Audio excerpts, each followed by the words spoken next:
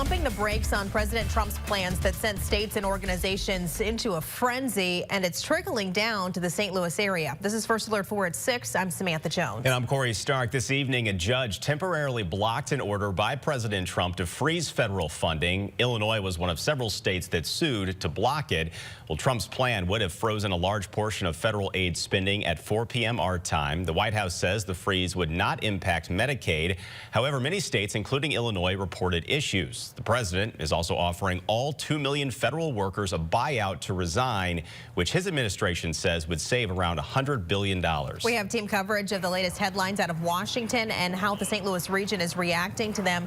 First, we'll go to our Alexis Zotos, who's been following the implications and the impacts of this federal funding freeze. Alexis. Corey, Sam, the now paused federal freeze on grants and loans has caused a panic across the country and right here in the St. Louis area. I spent the day calling dozens of organizations about this impact and how they're working to ensure no services are interrupted. From police to housing to healthcare to drug prevention, all rely heavily on federal funding to keep our communities safe. We're looking at about 75% of our annual budget, which is a large portion of our revenue. At Prevent Ed, a nonprofit who helps prevent substance abuse in St. Louis, the federal freeze on grants had an immediate impact.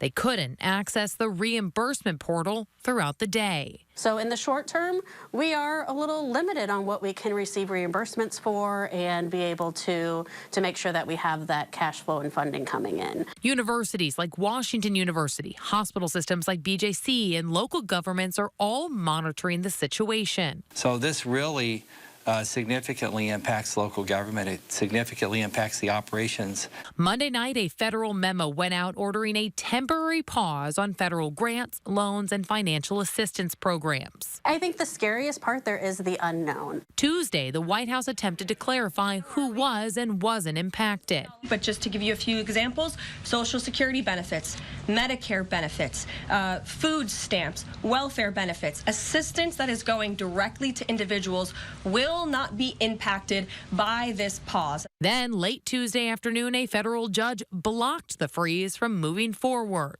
Local lawmakers chiming in amidst concerns across the region. So this is very concerning. This is very troublesome. This is not just about a particular political agenda that we disagree with. We're talking about our seniors. We're talking about folks right here in this district. A lot of these grants were predicated on divisive, discriminatory, and illegal DEI. So we'll find out more, but I think it's appropriate to take a look at it.